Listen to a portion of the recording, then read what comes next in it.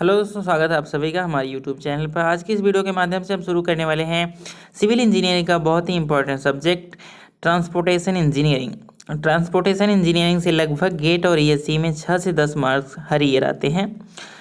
तो चलिए देखते हैं ट्रांसपोर्टेशन इंजीनियरिंग क्या होता है और कैसे कितने कितने टॉपिक्स इसमें आते हैं।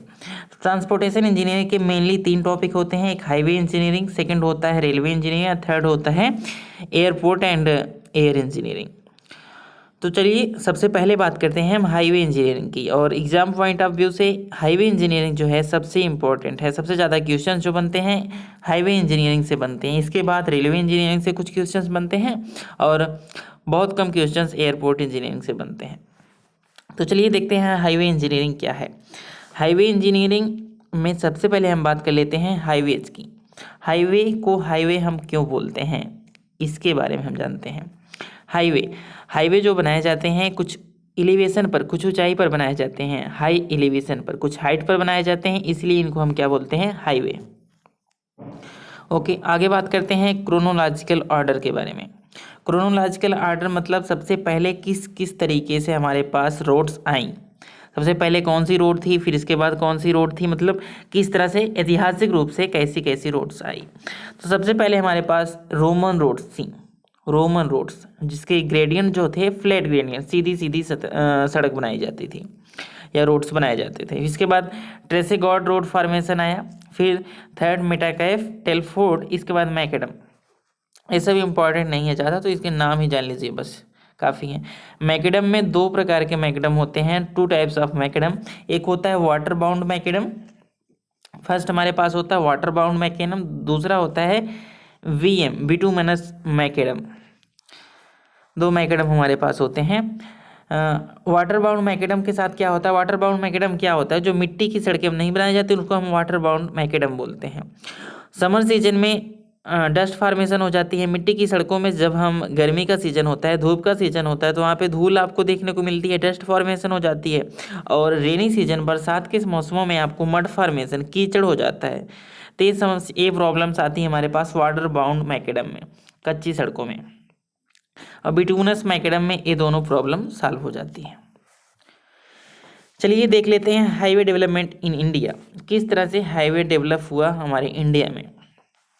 इंपॉर्टेंट इवेंट्स बात करेंगे। हाईवे डेवलपमेंट मतलब किस तरह से हाईवे शुरुआत हुई किसी हाईवे बनने की इंडिया में, वो देखेंगे इस आगे। तो देखते हैं इंपॉर्टेंट इवेंट में जयकार कमेटी की स्थापना की गई थी 1927 में जयकार कमेटी की स्थापना की थी। और जयकार कमेटी ने कुछ रिकमेंडेशन दी थी। क्या क्या रिकमेंडेशन दी थी। पहली रिकमेंडेशन है road development is matter of national interest. जयकार कमेटी ने कहा था रोड डेवलपमेंट जो है राष्ट्रीय इंटरेस्ट का विषय होना चाहिए। और अगला दूसरा इनका रिकमेंडेशन था an extra tax to be levied on petrol from the road user to develop a road development fund called as a central road fund in year 1929। देखिए जयकार कमेटी 1927 में फॉर्म की गई थी। उसने कहा कि एक एक्स्ट्रा टैक्स लेना चाहिए पेट्रोल पर, रोड यूजर से एक एक्स्ट्रा टैक्स पेट्रोल पर लेना चाहिए रोड डेवलपमेंट के लिए, जिसको हम आगे चल के 1929 में बनाया गया, जिसको हम सेंट्रल रोड फंड कहते हैं। वहाँ से हम पेट्रोल पे टैक्स लगाते हैं, और पेट्रोल पे टैक्स किस लिए, रोड डेवलपमेंट के लिए, रोड बनाने के लिए। तो 1929 में सेंट्रल रोड फंड की स्थापना की गई। तब से पेट्रोल पर हमारे पास ये टैक्स लगता है। और ये टैक्स जो था उस टाइम 1929 में शायद बहुत कम लगता था, 1 रुपये के आसपास लगता था। आज के ज़माने में बहुत ज़्यादा लग रहा है, कीमत भी तब वैसे ही थी। अगला है semi official technical body should be form. Semi official technical body should be form. Jayakar committee की तीसरी रिकमेंडेशन थी एक सेमी ऑफिशियल टेक्निकल बॉडी को फॉर्म करना, सेमी ऑफिशियल टेक्निकल बॉडी को फॉर्म करना। और अगली रिकमेंडेशन थी a research organisation should be instituted.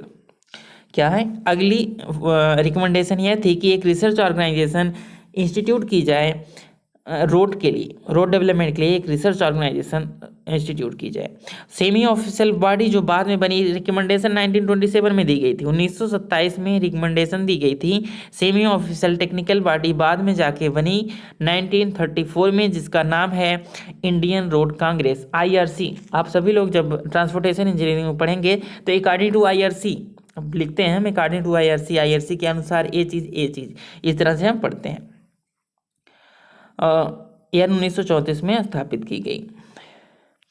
अगला है रिसर्च ऑर्गेनाइजेशन, जो जयकार कमेटी ने कहा था, रिकमेंडेशन दी थी कि रिसर्च ऑर्गेनाइजेशन भी इंस्टीट्यूट होनी चाहिए। तो उस रिसर्च ऑर्गेनाइजेशन को 1950 में स्थापित किया गया। उस रिसर्च ऑर्गेनाइजेशन का नाम है सेंट्रल